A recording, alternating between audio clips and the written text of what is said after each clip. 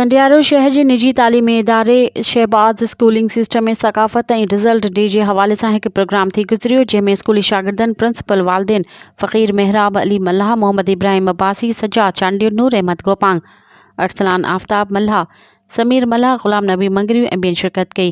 इन मौक़े ते अॻवाननि ख़िताब कंदे चयो त असांखे ख़ुशी थींदी आहे त ॿारनि खे वालिदैन जे साम्हूं रिज़ल्ट ॾींदा आहियूं।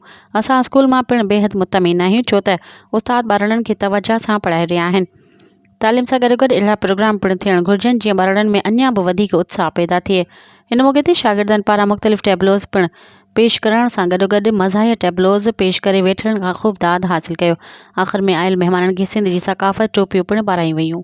मज़ीद ख़बरनि ऐं तफ़सीलात लाइ विज़िट कयो असांजी वेबसाइट www.awamiNewsHD.com ऐं ॾिसंदा रहो अवामी न्यूज़ HD।